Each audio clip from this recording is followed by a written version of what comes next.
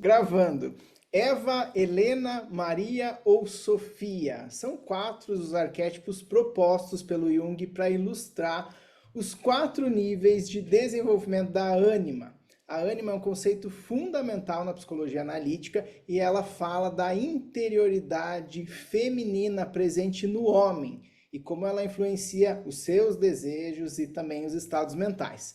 Qual desses quatro arquétipos representa a sua relação com o feminino? Você quer aprender mais sobre o arquétipo feminino universal? Como que ele influencia as suas relações? Então você é meu convidado, minha convidada para o 13º episódio do podcast A Casa, com os psicólogos Lex Kozlik e Renata Borges. Renata Borges é psicóloga formada pela Universidade Estadual de Maringá, pós-graduada em A Formação da Personalidade na Psicologia Analítica de Carl Gustav Jung, pós-graduada em Imaginação Ativa e candidata a analista pelo IJPR, o Instituto Jungiano do Paraná, AJB e IAAP. Renata, seja muito bem-vinda ao podcast A Casa. Obrigada, Alex. Um prazer estar aqui, partilhando, trocando um pouco a ideia sobre esse tema que é tão bacana, né? Que é tão importante que a gente entenda um pouco mais. Prazer estar aqui. Obrigada pelo convite. Muito bem, todos estão animados, animadas aí para a gente falar sobre a ânima? Renata, para começar, eu quero que você nos conte um pouco da tua trajetória, como que a psicologia analítica cruzou o seu caminho. Conta para nós. Olha, Alex, essa é uma história bem longa, porque é interessante quando eu parei para fazer um retrospecto da minha vida, como é que eu vim parar na psicologia analítica. Parece-me que a psicologia analítica sempre esteve em mim e eu só fui perceber anos mais tarde, quando realmente eu comecei a estudar teoria. A própria psicologia aconteceu de uma maneira inusitada na minha vida. Eu conhecia muito pouco sobre a psicologia.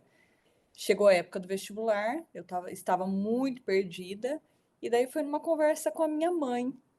Ela me perguntou: filha, conhece psicologia? Quer conhecer? Será que não seria um bom curso para você? E ouvindo a voz dela, fui, prestei o vestibular, passei. E durante a graduação, como eu sou formada pela Universidade Estadual de Maringá, em que predomina o pensamento psicanalítico, eu estudei, a minha turma, nós tivemos, assim, talvez meia semana de psicologia analítica nos 5 anos, né? Eu só me lembro que eu falei da alquimia. Eu lembro que eu apresentei um trabalho sobre Jung e eu falei dos processos alquímicos que Jung tratava um pouco, mas, enfim, ficou muito pouca coisa para mim. Anos mais tarde, né? Anos mais tarde, sim, eu estava formada já, fazendo uma pós-graduação em counseling, e eu tive uma aula com a doutora Sônia Lira na pós-graduação. E quando ela deu a aula, eu falei: do que essa mulher está falando? Eu não entendi nada do que ela falou. Eu falei assim, mas aquilo me cativou profundamente. Aqui em Maringá havia um grupo de estudos de Jung, de uma colega, e eu comecei a estudar psicologia analítica com ela. Devo ter estudado uns 4, 5 anos nesse grupo de estudos. Aí vieram os filhos, né? Parei de estudar psicologia analítica. Eu tenho 2 filhos, hoje o Pedro com 14 e a Ana Luísa com 17. Então, quando a Ana Luísa nasceu, eu parei de frequentar o grupo. O Pedro veio também, 2 anos e 7 meses depois, eu ainda não tinha voltado. Quando o Pedro estava com 5 anos, não sei como veio parar a divulgação de um curso da doutora Sônia em Guaíra, a Doma do Boi. E eu falei, eu vou fazer esse curso, né? Meu marido super apoiou, catamos gato, cachorro, papagaio, periquito e fomos todos para Guaíra para fazer o curso. E lá eu comecei a estudar Jung, né? Depois eu fiz a pós-graduação em formação da personalidade, imaginação ativa, e não parei até agora, isso já tem mais de 10 anos. Então, falar que eu escolhi estudar psicologia analítica não seria o correto, né? A psicologia analítica, ela foi acontecendo na minha vida, ela foi se mostrando na minha vida, e eu fui me encantando com o que eu fui estudando, com essa descoberta da alma. Eu tinha muitas inquietações na prática clínica, depois de formada já, porque teve um caso especial, Lex, que me marcou demais, que foi uma moça muito jovem, ela tinha... Não chegava a ser uma alucinação, tá? Não era nada patológico, mas ela estava andando na rua, ela viam imagens na cabeça dela em relação às pessoas que ela encontrava na rua, e eram imagens muito desagradáveis, muito chocantes para ela. E eu não conseguia entender o que acontecia, e muito menos eu sentia que aquilo ali era uma expressão de alguma coisa, mas me faltava ferramentas na época para poder ajudar ela a superar ou entender ou assimilar, melhor dizendo, todo aquele conteúdo. E a psicologia analítica, principalmente com a técnica da imaginação ativa, ela foi me proporcionando essa ferramenta, esse método que hoje eu considero extremamente eficaz para trabalhar com essas imagens. Hoje eu entendo, consigo compreender o que são essas imagens, que é a projeção da alma, né? Então, tenho muito aí a aprender, mas é um longo caminho, uma longa jornada e está sendo maravilhoso aprender. Muito bem, já já a gente vai falar de imaginação ativa, né, Renata? É um dos tópicos aqui da nossa conversa hoje. Uhum. Na psicologia analítica, a ânima e o ânimos, eles são conceitos fundamentais que vão representar aí aspectos femininos, masculinos do inconsciente de uma pessoa. A Emma Jung, esposa do Jung, ela contribuiu muito com esse tema, tem uma obra dela, um ensaio onde ela explora principalmente essa função social aí desse arquétipo da ânima. Renata, segundo a psicologia analítica, explica para nós o que é o arquétipo da ânima e o arquétipo do ânimos. Isso. Então, nós vamos fazer o seguinte: o ânimo vamos mencionar aqui, porque é importante para nós entendermos até o que é a ânima, mas nós não vamos entrar no ânimos hoje, porque daí a coisa fica muito longa e pelo tempo que nós temos, aí nós não dá tempo. Pelo tempo que nós temos, não dá para. Em outro episódio, né, Renata, a gente Quem fala sabe no do outro ânimo. episódio aí. Isso, perfeito, exato. E assim, eu vou trabalhar com os conceitos mais introdutórios da ânima aqui, né? Porque também dentro do tempo que nós temos, nós não vamos conseguir aprofundar muito, porque esse é um tema extremamente profundo, Lex, né? Então, nós vamos ficar aqui nos conceitos mais introdutórios, para que quem nunca ouviu falar do que é, possa ter uma noção, tá? Então, assim, quando nós falamos de ânima, nós temos que ter em mente, primeira coisa, qual é o modelo psíquico, qual é o modelo de alma para Jung, né? Porque Freud tem lá o seu modelo psíquico. Jung também tem o modelo psíquico dele. E ele vai dizer o seguinte: olha, a psique, ela tem duas dimensões, a consciência e o inconsciente. O que é a consciência? É aquilo que já é conhecido por mim. O inconsciente é a consciência, então, inconsciente, consciência dentro, aquilo em que eu ainda não conheço. Então, é o desconhecido, né? Se já é conhecido, não é mais inconsciente. Daí já é a consciência. Então, nesse sentido, nós podemos pensar que essa consciência, à medida que nós fazemos o nosso processo de aprofundamento em nós mesmos, de autoconhecimento, essa consciência ela se amplia ao longo da vida. Ou não. Se a pessoa não fizer nenhum trabalho, não vai se ampliar. Mas se ela fizer um processo de autoconhecimento, essa consciência ela vai se ampliar. E daí, então, consciência, inconsciente. O inconsciente, para Jung, ele também se divide em dois, que é a consciência pessoal e o inconsciente coletivo. Aliás, o inconsciente pessoal e o inconsciente coletivo. O inconsciente pessoal é a soma das minhas experiências, tá? Que por alguma razão não fixaram na consciência. Sejam porque foram esquecidas, seja porque foram reprimidas, seja porque passaram assim subliminarmente pela consciência, que não tiveram uma importância, né, grande demais para que se tornasse consciente Então, fica tudo lá no inconsciente. Esse é o inconsciente pessoal. Falando rapidamente, Lex. O inconsciente coletivo, ele não é um inconsciente que fala das minhas experiências. Para Jung, no inconsciente pessoal, para Jung, primeiro ele vai dizer assim: nós não nascemos uma tábula rasa, nós não nascemos vazios, nós já nascemos com um algo. Esse algo é o inconsciente coletivo, que tem como conteúdo os arquétipos. Então, esses arquétipos, eles não são formas dadas.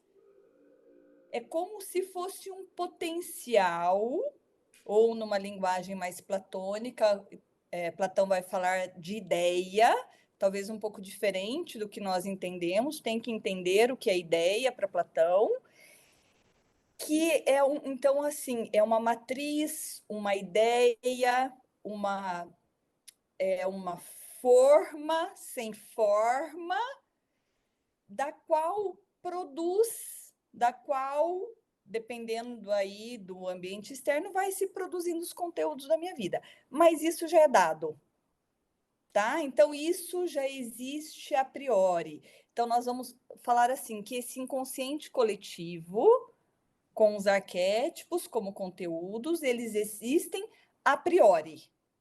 E ele é comum a toda a humanidade. Ele é o mesmo. Só que a forma com que ele se manifesta em cada pessoa, esses arquétipos, a forma com que se manifesta em cada pessoa é único. A forma. Mas a forma é a mesma. A matriz é a mesma. Então, a ânima e o ânimos, eles são arquétipos.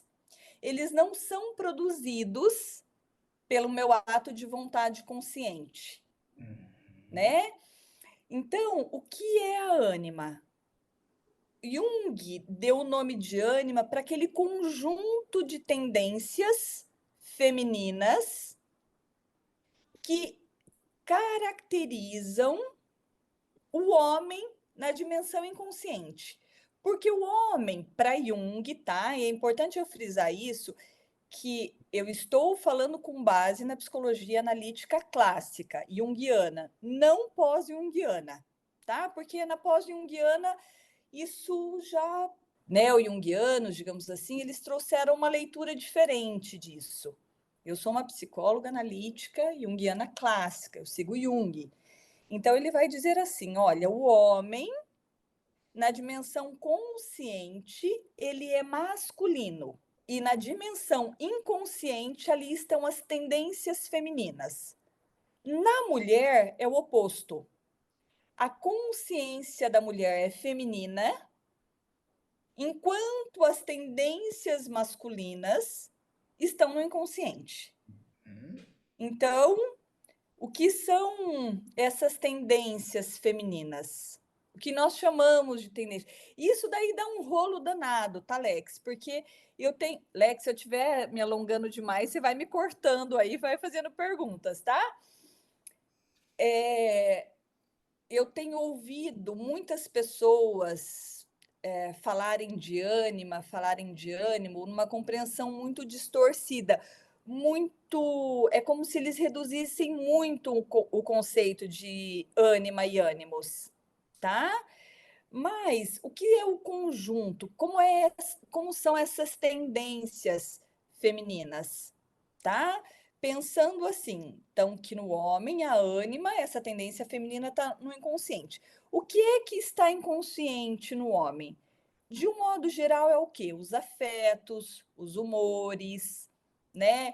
Esse processo mais criativo, essa ligação com essa dimensão irracional, né? Porque a consciência é racional, o inconsciente é irracional, que não obedece uma lógica conforme a consciência concebe. Então, a ânima é essa tendência de atitudes que passa pelos humores, que passam pelos afetos, que passa pelo uma boa imagem, digamos assim, para a ânima seria o útero, então desse acolhimento, desse aconchego, né?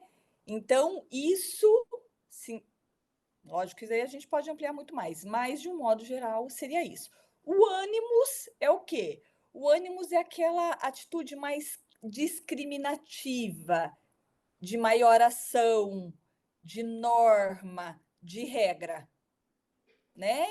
Então, rapidamente falando, nós poderíamos pensar inicialmente a ânima e o ânimos dessa forma. Perfeito. Renata, o Jung destaca a importância da integração da ânima, do ânimos para o desenvolvimento psicológico.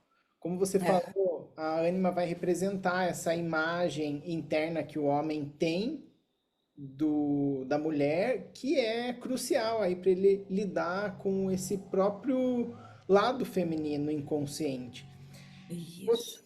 Considerando isso, Renata, uma das figuras essenciais aí na criação da imagem dessa ânima, desse feminino, é a mãe. Isso. Renata, como que a imagem da mãe pode influenciar a criação da imagem da ânima na psique masculina? Uhum, uhum.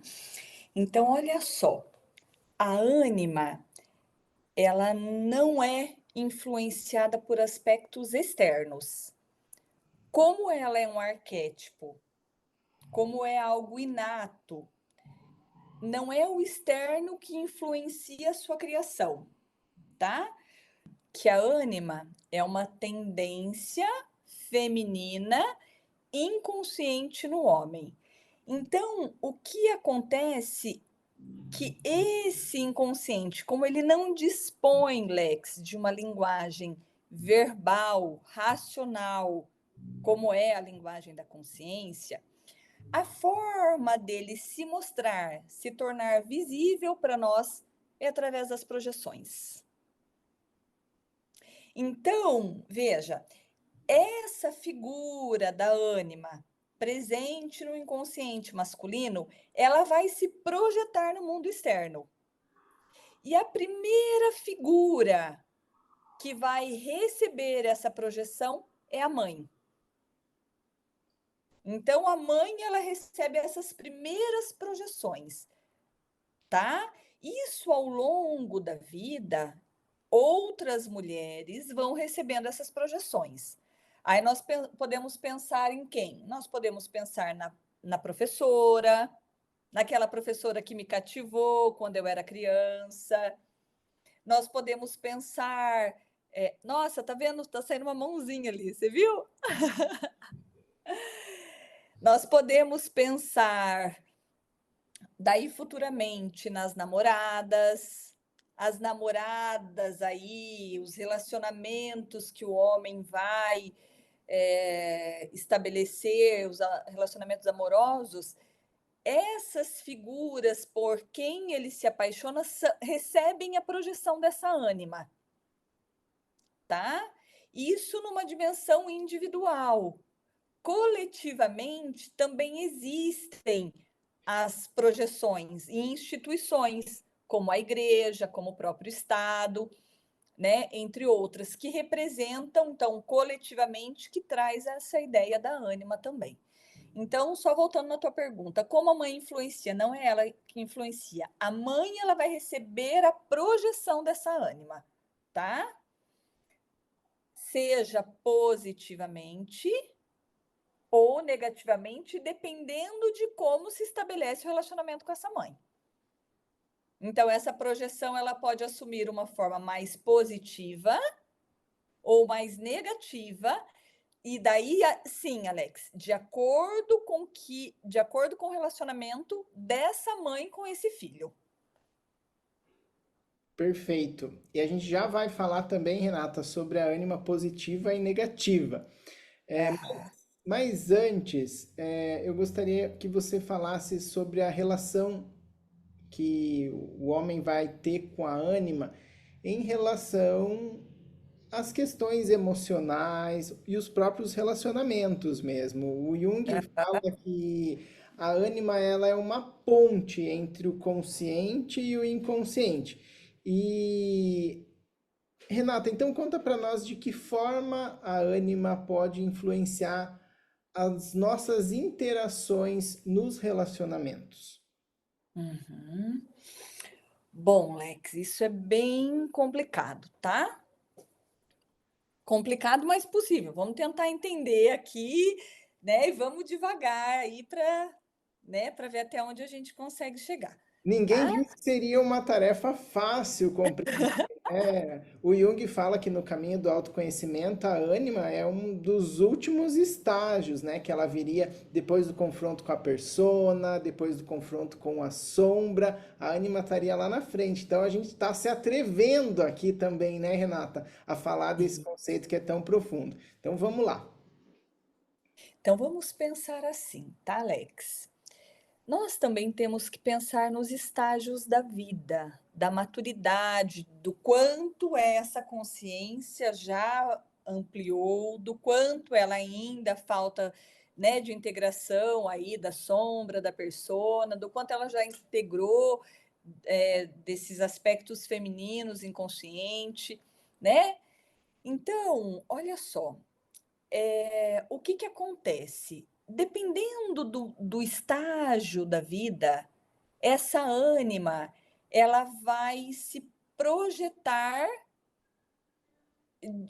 Veja, a ânima, é importante falar assim, a ânima é sempre a mesma, do começo ao fim, mas ao longo do processo do que Jung chamou de individuação, tá? Essa ânima, ela vai transformando-se a si mesma através da relação que vai se estabelecendo com o ego do indivíduo, né? Então vamos pensar assim: nos primeiros estágios de desenvolvimento dessa ânima, tá?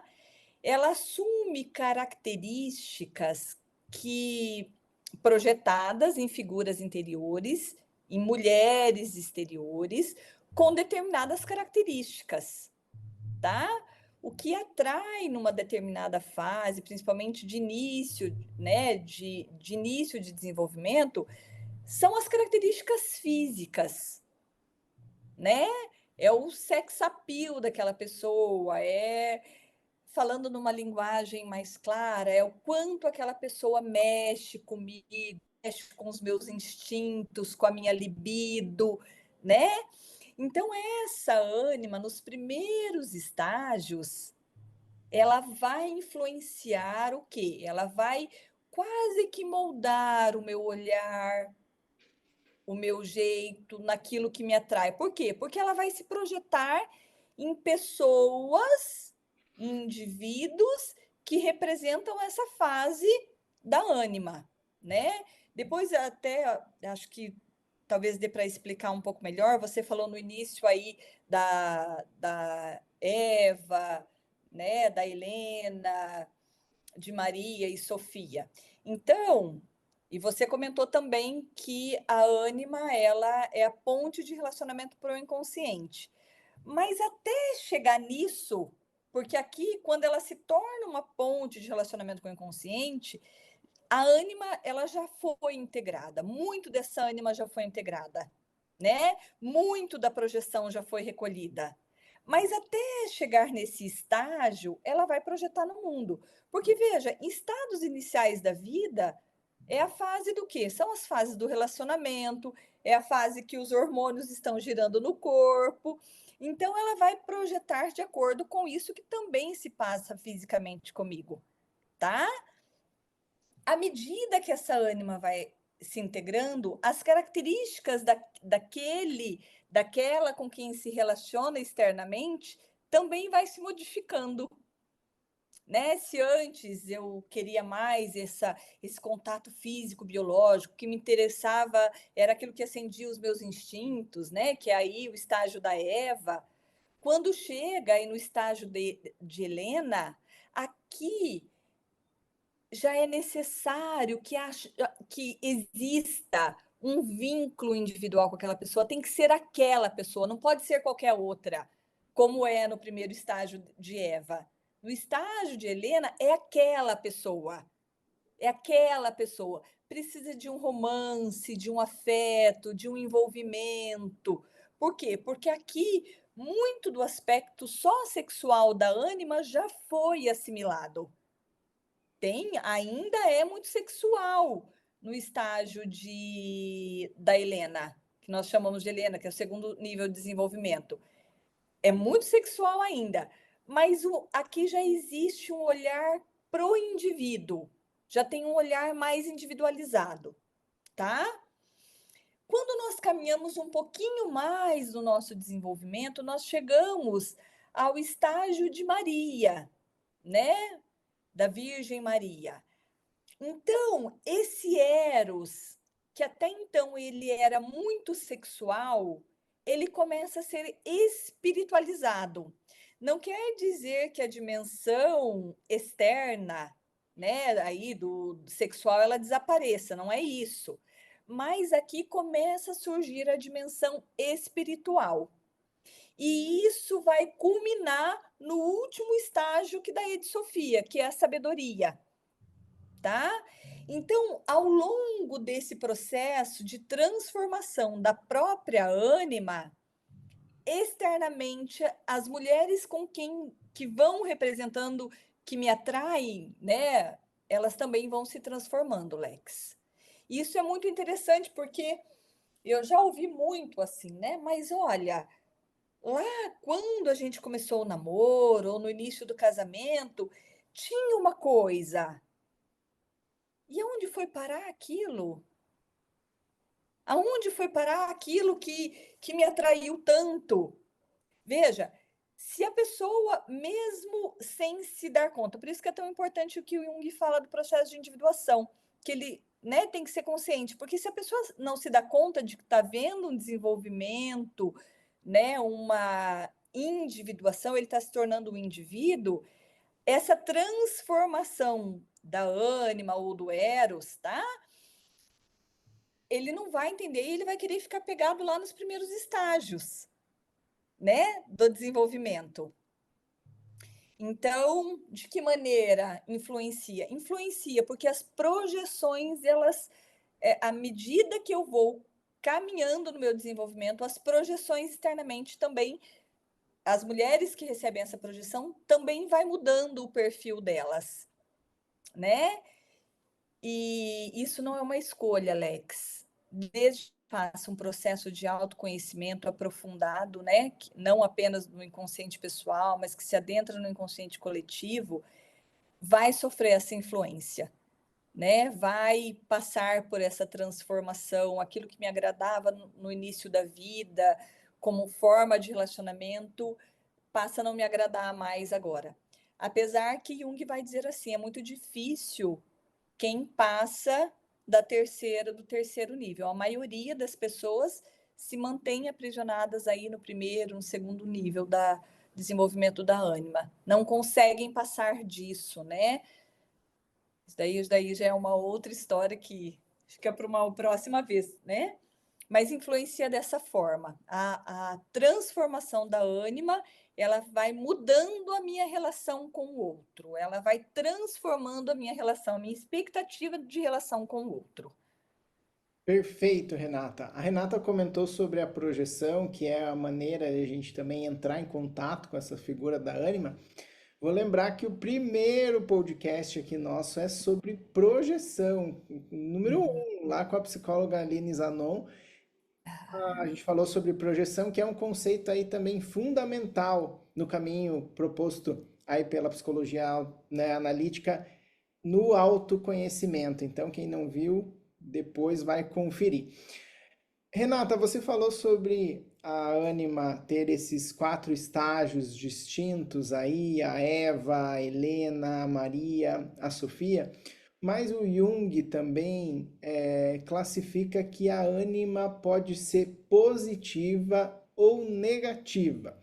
Uhum. Nesse aspecto aí da ânima positiva, ela ia poder representar esse lado feminino, trazendo elementos como a intuição, a sensibilidade, aí a criatividade, e também poderia ser negativa, aí trazendo alguns aspectos mais distorcidos, reprimidos, projeções inadequadas, como você comentou, e até aí dificuldades em relação às emoções. Renata, eu pergunto para você como o Jung, a psicologia analítica, descreve essa diferença entre a ânima positiva e a ânima negativa. Conta para nós. Uhum. Olha só, Lex, a ânima, ela, como você apontou, nesse processo de transformação dela, de aprofundamento, o principal papel dela é de religação. Religação com o quê? Com o inconsciente, tá? Fazer o papel de essa ponte entre consciência e inconsciente, tá? Em último estágio seria isso, tá? Acontece que para ela fazer esse papel, ela precisa se apresentar como uma fonte de inspiração. O homem, digamos assim, que tem uma ânima positiva, que desenvolveu uma ânima positiva, Alex, ele é um homem sensível aos afetos, ele é um homem sensível às emoções, ele é um homem que percebe a mudança dos humores sem julgamento, né? Sabe aquela história de que homem não chora, né? Isso de alguma forma está dizendo assim, olha, esse negócio aí de chorar não é bom, tem um julgamento de valor aqui. Então, o homem que tem uma ânima positiva, ele tem uma aceitação desse mundo interior que não é da razão, tá? Agora, a ânima negativa, ela se manifesta no homem de uma maneira em que ele fica dominado por ela. É quase que como se ele se tornasse identificado ou uma presa dessa ânima, principalmente de humores negativos. Os humores se tornam muito negativos, ele se torna muito rabugento, ele se torna reclamão. É um homem que perante a vida tende a não ter tanta potência, não ter tanta crença em si, permanece numa situação mais de dependência, justamente porque essa dimensão feminina, ela se mostra de uma maneira negativa que denigre a própria imagem do homem para ele mesmo. Então ele passa a não acreditar nele, não é? Porque vamos pensar assim, o fundamento da vida está no inconsciente, tá? Essa relação da consciência com o inconsciente precisa acontecer, tá? É justamente essa relação da consciência com o inconsciente que traz sentido, que traz cor, que traz vida para a própria existência, tá? Num sentido mais profundo. No primeiro momento da vida, tá, as conquistas externas, elas são importantes, mas é quase que como se internamente esse inconsciente afirmasse o fracasso, a derrota, a não capacidade. Então, esse homem ele pode de fato se tornar muito amargo, muito rancoroso, muito venenoso, né? Muito venenoso em relação às outras pessoas. Então, ou seja, ele se torna uma presa desses humores que não foram integrados, porque essa ânima, ela é negativa, Lex, até que ela seja assimilada pela consciência. É muito interessante isso, que quando o homem, tá, através de um modo adequado, com uma atitude adequada, começa a olhar para esses humores, para esses afetos, sem julgamento, isso que é negativo começa a assumir uma característica muito positiva e que incentiva muito A própria masculinidade do homem. Uhum. A falta de consciência desse conteúdo da ânima, Renata, faz com que o homem se torne refém da própria ânima, de certo Isso, modo. isso mesmo. Isso mesmo.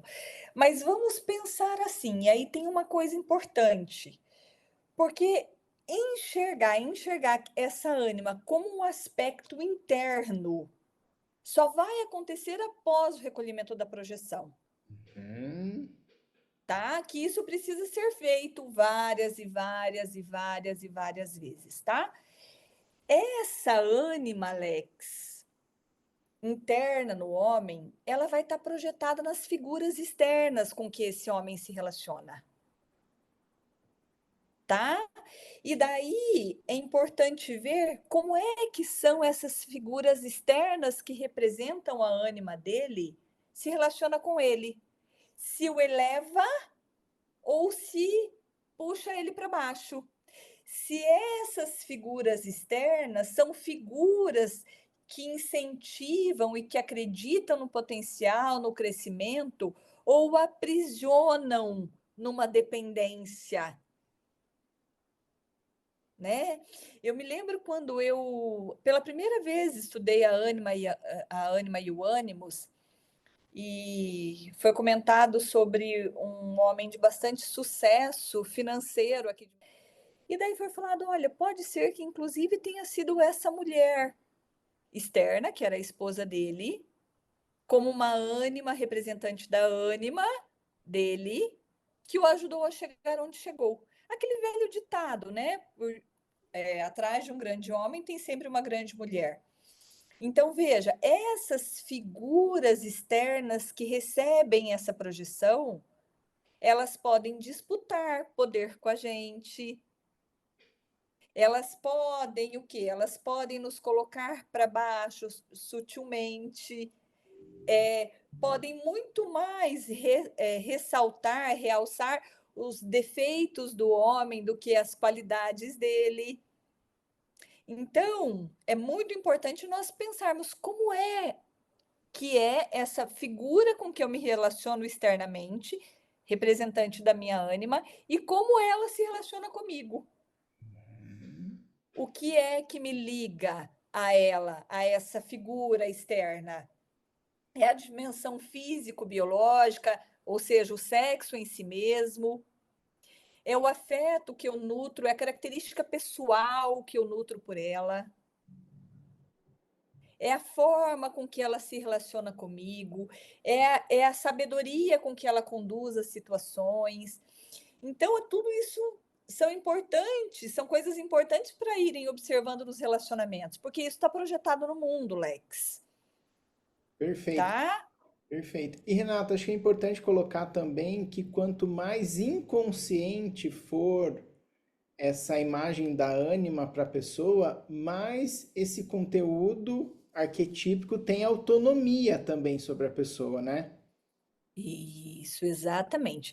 Uma das características do arquétipo é isso, é a autonomia e o que a gente chama de compulsividade. O que que é isso? O arquétipo, quando constelado na consciência, constelado, mas não assimilado pela consciência, ou seja, ainda não se tornou consciente, ele tende a funcionar quase que como uma outra personalidade, alheio à vontade do ego, alheio à vontade consciente da pessoa. A pessoa nem sabe, fala assim, gente, mas como é que eu fiz isso? O que me levou? Não sou assim, mas é pela compulsividade do próprio arquétipo, da própria ânima. Ali nós conseguimos ter uma ideia, né, do quanto da autonomia desse arquétipo, o quanto ela domina de verdade a vontade consciente, levando a cometer loucuras, né? Enfim, e se constelou, tá ali. Eu tenho um trabalho. Se constelou, tem algo dentro de mim que supera a minha vontade, porque uma das características do arquétipo é qual? É o quanto de afeto que ele constela em torno dele. Então, é algo que me mobiliza completamente. numa intensidade muito grande. Se ali constelou, eu tenho trabalho para fazer. E se essa ânima, né? Aí só voltando na questão da projeção da ânima. Se essa ânima está projetada, como é que eu recolho a projeção? É através do trabalho interior, tá? Lembrando que essa projeção é uma forma que a ânima se utiliza, que o arquétipo se utiliza para se tornar conhecido. Perfeito. Quem aqui tem trabalho interior para fazer? Será, Renata? Fica Quem aí. não tem, é mais fácil perguntar quem não tem, né, Lex? Perfeito, perfeito. Fica aí o convite para poder olhar para si mesmo também e compreender um pouquinho mais fundo aí desses assuntos da alma. Renata, Isso. a alquimia, a mitologia e também os sonhos, eles podem trazer muitos símbolos que personificam aí o arquétipo da ânima. Explica para nós de que forma os sonhos podem ser uma porta de entrada para as pessoas poderem se confrontar com a ânima e também aí compreender aspectos mais profundos de si mesmas. Conta para nós. Hum. Bom, tem duas coisas aqui importantes. Primeiro, né, que Jung vai dizer assim: existem duas vias de acesso para o inconsciente. Lembrando que essa ânima, ela está a princípio inconsciente, tá? Então, tem duas vias de acesso. A primeira são os sonhos. A segunda é a imaginação, tá? O sonho é uma via puríssima, Alex, que não sofre nenhum tipo de interferência ou manipulação da consciência. Então, tudo aquilo que aparece nos meus sonhos é como se fosse um autorretrato do que se passa na minha alma, tá? Então, observando os sonhos, como essas figuras. E daí nós temos que também ficar atentos, porque a ânima, ela pode se utilizar de figuras individuais presentes na minha vida, no meu dia a dia, né, para representá-la nos sonhos. Né? Então, os sonhos se utilizam dessas figuras no meu dia a dia, pode se utilizar. Entretanto, é muito comum também que figuras mitológicas, como você colocou, represente essa tendência no meu inconsciente. E aí é o meu trabalho de escavação, tá? O meu trabalho, daí é trabalho do ego mesmo, de ir lá, se debruçar dos sonhos, entender o que é aquela figura, quais são as características daquela figura mitológica, o que é que está constelado em torno daquilo, né? Só observando os sonhos eu posso ter muitos insights sobre como é que está essa relação com a ânima ou com o ânimos. Só através da observação dos sonhos, tá? Porque se mostra, tá? Os sonhos eles revelam. Muito bem. Renata, a imaginação ativa aí é uma poderosa ferramenta que Jung deixa para facilitar o contato aí com essas imagens interiores. Explique para nós, Renata, no que consiste a técnica da imaginação ativa e quais benefícios essa técnica traz para entrarmos em contato aí com as figuras do inconsciente. Bom, eu disse lá no início da nossa conversa aqui que o modelo psíquico, né, de Jung da alma é a dimensão consciente e o inconsciente, tá? Então, Jung concebe, ele diz assim, que para que a própria alma ela se desenvolva, ela precisa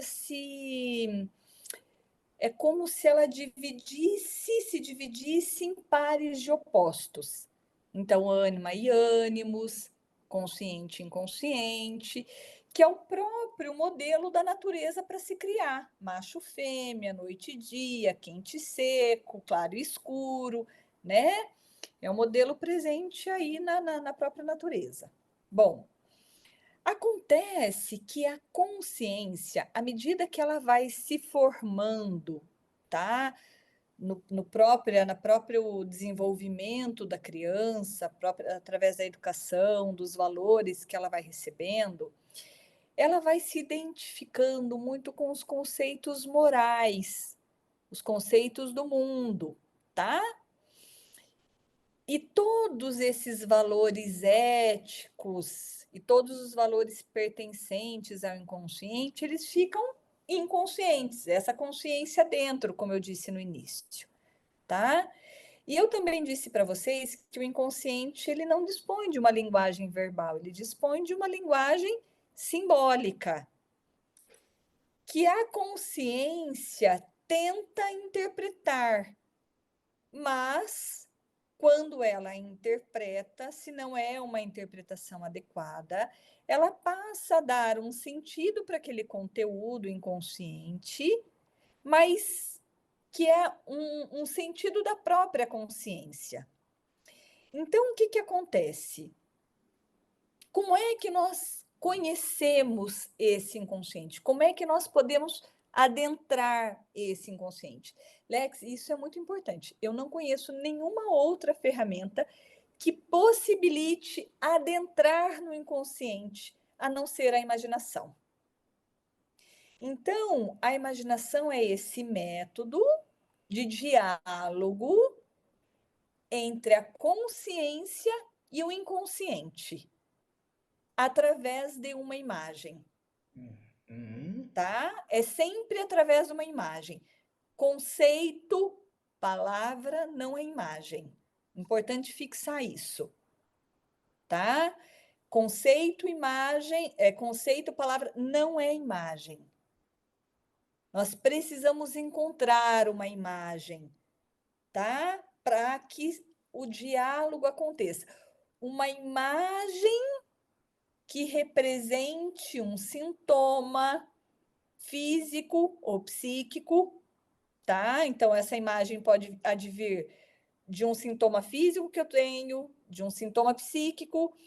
Essa imagem pode ser uma imagem que surgiu em sonho, essa imagem pode ser através de um pedido que eu faço para o próprio inconsciente e ele me manda a imagem, né? E a partir do diálogo com essa imagem, é possível levar consciência e inconsciente a se unirem, criar uma união, tá? Então, uma reunião, ou então chegar a termos. O que é chegar a termos? Como consciência e inconsciente, no primeiro momento, estão como que opostos, eles estão em oposição, o que eles precisam é chegar a termos, ter uma única vontade, que não é mais nem a vontade da consciência, que não é mais nem a vontade do inconsciente. Então, brevemente falando, é isso que é a imaginação ativa, é esse diálogo interior com as figuras do inconsciente, da consciência com as figuras do inconsciente, a fim de criar essa reunião, essa comunhão de vontades entre consciente e inconsciente, tá? Perfeito, Renata. A união dos opostos é um conceito aí que o Jung traz, né? Quando seria essa reunião do consciente e do inconsciente que ia formar o símbolo também. Esse conceito E, aí, né, dessa união dos opostos é fundamental dentro da psicologia analítica, que o Jung também vai chamar de função transcendente. É outro tema aí para a gente poder falar mais para frente, porque se estende também, né? Renata, para a gente ir fechando aqui essa primeira parte, lembrando que essa primeira parte vai ao ar para o YouTube e a segunda parte é rodada de pergunta para quem participa ao vivo aqui na gravação do Zoom, onde cada um pode fazer a sua pergunta aí também relacionada ao tema. Renata, eu pergunto para você a questão da invasão desses conteúdos, né? Como a gente estava comentando ali, pode vir através de uma compulsão ou, enfim, de outras formas. E o Jung mesmo alerta esse perigo dessa invasão dos conteúdos aí do inconsciente na consciência, Uhum. destacando também a identificação excessiva com a figura da ânima, né? Renata, Isso. como que a invasão desse conteúdo arquetípico pode ser prejudicial para uma pessoa? Você poderia Uhum. citar também algum exemplo para facilitar aí a compreensão? Sim, eu acho que o mais fácil é citar. No livro O Homem e seus Símbolos, tem um capítulo lá que fala só sobre a ânima e o ânimos, dá uma visão principalmente desses aspectos positivos e negativos, da identificação com a ânima, né? Depois, se alguém quiser ler e aprofundar um pouco mais sobre isso, vale a pena, né? E assim, Lex, a invasão é uma coisa muito séria, né? Quando a gente fala de invasão, de fato é muito séria. E eu vou contar um caso aqui, tá? Eu posso estar trazendo aqui, eu tenho essa autorização, mas ah, foi de um rapaz, ele era muito jovem ainda, né? Não tinha seus 20 anos. E a rotina dele era muito dominada por essa ânima negativa, e ele estava aprisionado na primeira dimensão ali da ânima. Então, essa ânima que ela parece mais sexual, mais erótica, né? Nessa dimensão que é a primeira aí da Eva, físico-biológica, Lex, aqui da Eva até a Sofia, nós estamos falando de desenvolvimento, tá? De Eva para baixo tem todo um cabedal também de modos de ser dessa ânima que a gente fala que está aí associado à porneia, né? Que a ausência total de afeto, de envolvimento, é, é como se realmente nem houvesse sentimentos, né? E esse rapaz ele estava justamente mergulhado nesse terreno, tá?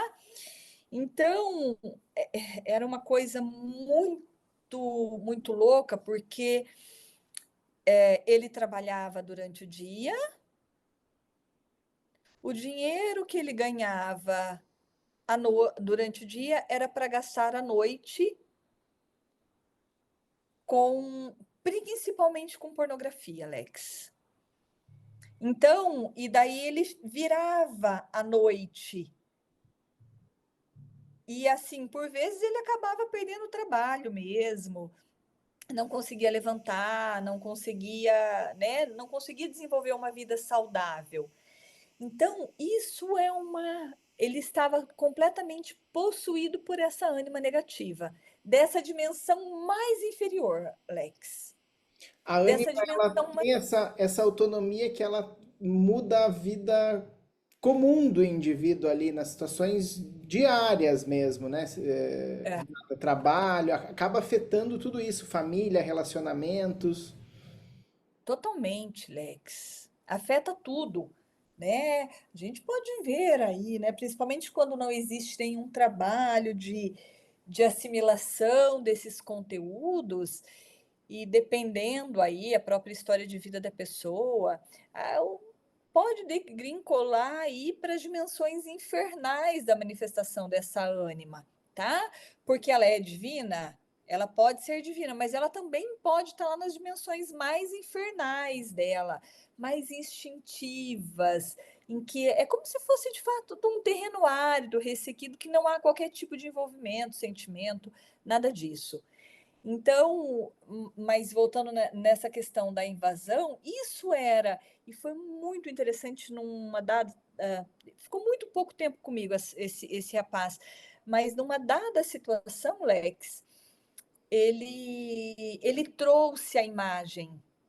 E veja, a imagem para o que o fazia virar à noite vendo pornografia.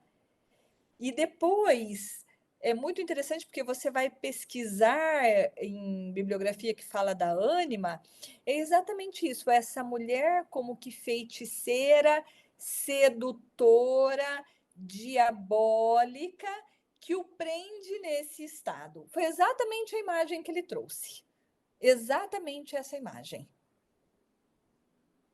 E enquanto não vem para a consciência essa imagem, ou pelo menos a interação com essa figura arquetípica, ela continua ainda mais autônoma, não é, Renata? Mais autônoma, mais aprisionando a pessoa, nessas dimensões mais infernais aí, né. "Ah, mas é só um conteúdo infernal que invade a consciência". Veja, eu volto a dizer, tá, todo conteúdo, quando ele desenvolve um relacionamento adequado com a consciência, que existe um ego capaz de relacionar com esse conteúdo, ali, veja, existe uma transformação, porque através da imaginação ativa, o que que acontece? Esse ego pode levar valores para essas figuras internas, né? Muitas vezes nós bebemos dos valores, da ética dessas figuras internas, mas muitas vezes nós temos que ir lá levar valores para eles, as figuras internas também, né? Então, é esse relacionamento adequado que precisa acontecer. E às vezes pode ser um trabalho longo, mas é possível, a transformação é possível, né? Só que precisa, é um trabalho que tem que ser persistente, né? Por quê? Porque, Lex, o arquétipo, a ânima, ela não é um aspecto bom ou mal, né? Nós falávamos aqui da ânima negativa e ânima negativa. A ânima é sempre a mesma, mas a forma com que ela se constela na minha vida e o relacionamento que eu estabeleço, principalmente com ela, é que vai fazer com que ela seja positiva ou negativa. Principalmente o relacionamento do ego com essas figuras, que vai Perfeito. dar um aspecto quanto mais inconsciente, quanto mais separado da consciência, mais negativo é. Por quê? Porque mais se opõe à consciência, mais eu luto contra, mais eu rejeito, mais eu reprimo, mais eu julgo, mais eu, né? Ao passo que, à medida que eu começo a estabelecer uma relação com aquilo ali, começo a conhecer, começo a integrar, daquilo ali pode nascer uma relação muito positiva. Mas a ânima é a mesma, tá? A ânima é a mesma. O que vai fazer dela positiva ou negativa é justamente a forma de relacionamento com o ego. Perfeito, Renata. É a forma como, gente, como nós nos relacionamos com o conteúdo que vai E, definir isso. Compreender isso e assimilar isso nas relações aí é uma tarefa e tanto. Mas como, imagina se você não conhece, nem sabe que a ânima existe, aí fica mais difícil ainda, né? isso. Aham. Renata, a psicoterapia, ela pode e muito contribuir aí na integração dessa ânima. E eu gostaria que você falasse como o processo de autoconhecimento, de terapia, pode nos auxiliar aí a conhecer mais sobre a ânima, a integrar também esse arquétipo. Uhum. Veja, Lex, nós falávamos dessa autonomia desse arquétipo, né? Então, é justamente, primeiro assim, a terapia tenha que ter um profissional que conheça essa dimensão da alma, que tenha feito o trabalho interior, porque senão seria um cego guiando outro cego, né? Então, esse processo terapêutico, psicoterapêutico, em direção a esse conteúdo da alma, a ânima, ele passa também pelo quê? Pela integração do inconsciente pessoal, lógico, mas ele precisa entrar nessa dimensão do inconsciente coletivo. E veja, não é possível adentrar nessa dimensão do inconsciente coletivo sem um guia. Nós precisamos de um guia, de alguém mais do que o guia, alguém mais experiente que já viveu o processo que possa me guiar, me orientar, nessa jornada interior. Vamos pensar aí na Divina Comédia, né? Que lá, o Dante, quando ele passa pelo inferno, pelo purgatório, e depois quando ele chega no paraíso, o tempo todo ele está com guia. Quando ele chega no paraíso, quem o guia é Beatriz. É a imagem da mulher porque ele foi apaixonado a vida inteira, né? Que nunca teve nenhum envolvimento amoroso. E é ela quem vai guiá-lo nesse paraíso. Então, a terapia, ela leva esse processo de entendimento, deve levar ao processo de relacionamento com essas figuras interiores, porque falar sobre não significa integrar essas figuras, tá? Muito se fala sobre o inconsciente, pouco se entra no inconsciente. Então, a terapia ela pode ajudar, porque o terapeuta ele pode guiar esse paciente para dentro do inconsciente. Nós temos que o quê? Adentrar nessa dimensão inconsciente. Não tem outro modo, Lex. Perfeito. Renata, ó, a gente já está chegando aqui no final dessa primeira parte.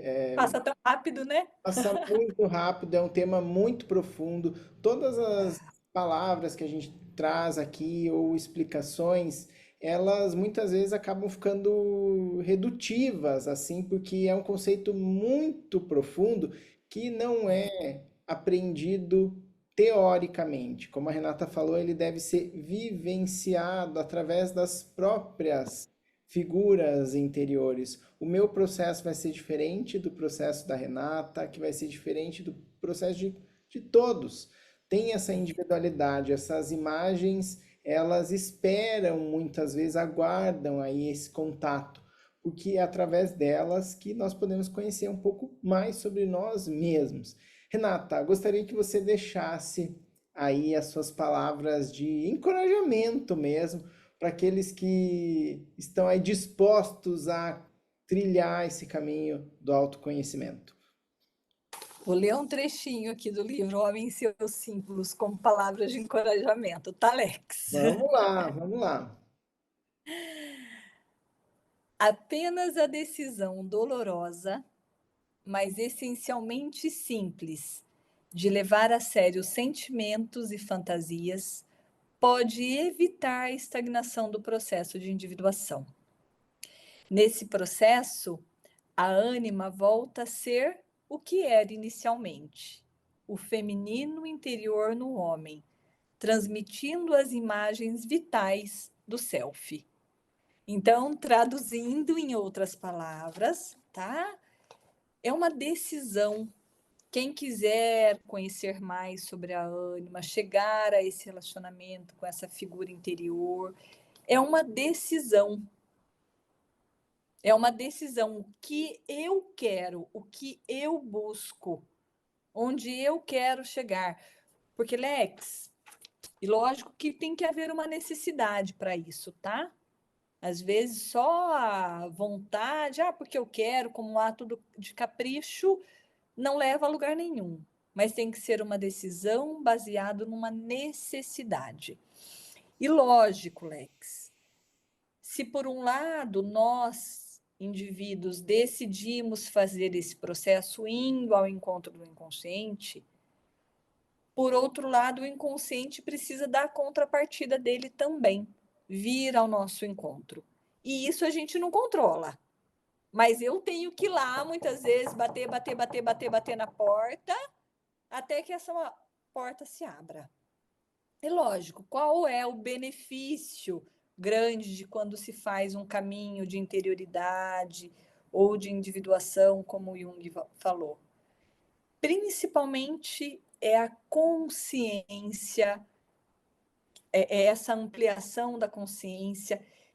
Isso traz uma sensação de plenitude, Lex, que não tem o que pague, né? Jung tem uma frase muito bonita, ele diz assim que, ao contrário do que muitas pessoas dizem, a individuação não é se isolar do mundo, mas é se integrar profundamente no mundo só que sem se misturar com o mundo. Nós estamos misturados antes de fazer o processo, né? Eu faço o processo, eu me torno um indivíduo mergulhado nesse mundo, mas sem me misturar. Então, tem que experimentar, Alex. Tem que fazer o caminho, tem que fazer a jornada. Muito bem, muito bem. Renata, você já escreveu um artigo num livro também sobre imaginação ativa, né? E gostaria que você falasse um pouquinho desse artigo e também deixasse os teus contatos aí para as pessoas que querem conhecer um pouco mais de você, do teu trabalho. Você comentou também que tem essa possibilidade de sessões de imaginação ativa com você. Conta um pouquinho mais aí dessa parte também. Olha só, Alex, há um tempo atrás, até o artigo que eu tenho publicado, eu tenho 2 artigos publicados em 2 livros pelo ICTIS, né, que é Imaginação Criativa e Ativa. Nesse primeiro eu trabalho a história de Jó como uma possível imaginação ativa, né, o livro bíblico de Jó, né, em que ele dialoga com os 3 amigos, isso como uma possível imaginação ativa. O segundo livro é Imaginação Ativa, ele é um nome difícil, agora, como que é? A quinta essência da alma. Você lembra, Alex, como é que é certinho? Matéria-prima da cura e quintessência da alma. Quinta essência da alma. Eu tô com ele, tá lá na estante. Isso. Nesse livro, eu escrevi sobre a cintila, né, buscada pela imaginação ativa, que em junho, eu vou estar dando uma palestra sobre, pelo departamento da JB, né? E depois tem mais 2 revistas do ICTIS também. A primeira revista sobre a imaginação ativa, em que eu relato um estudo de caso feito com uma paciente de fibromialgia usando a técnica da imaginação ativa, né? Esse foi um estudo longo, eu atendi mais de 70 mulheres com fibromialgia, e dentre eles eu escolhi um, que foi o que eu escrevi o artigo e está publicado lá. E a segunda revista é sobre os sonhos, né? Então, tá recheadinho de coisas legais lá, Muito bem. né? Nesse segundo livro eu trabalho uma série Odisseia Coreana como um sonho, um grande sonho. Então é bem legal também. É bem legal, porque lá dá para ver bem essa questão aí dos arquétipos. Essa série é genial, né? E daí até o Lex tinha falado, se alguém tiver interesse em fazer uma sessão de imaginação ativa, pode entrar em contato comigo, né? Não é processo terapêutico, é imaginação ativa para estar conhecendo a técnica, né, Lex? Eu estou disponibilizando. Muito bem. Vou deixar os contatos da Renata aqui depois na Isso. descrição do vídeo. Quem também quiser pode me chamar e eu passo aí com prazer os contatos da Renata. Isso. Muito, E daí eu tô lá no Instagram, né, Renata Borges Psique, e o meu WhatsApp depois você deixa na descrição do vídeo. muito bem, muito bem. A gente vai para a segunda parte agora, onde a gente abre a rodada de perguntas, mas eu já quero agradecer a Renata aí por ter aceitado esse convite para a gente falar sobre Ânima, né, no mês de maio, aí onde a gente comemora o mês das mães, por que não a gente falar sobre esse assunto aí tão fundamental nessa ótica da psicologia analítica, que é entender sobre esse feminino no inconsciente, como a gente pode conhecer ele e também se relacionar da melhor forma.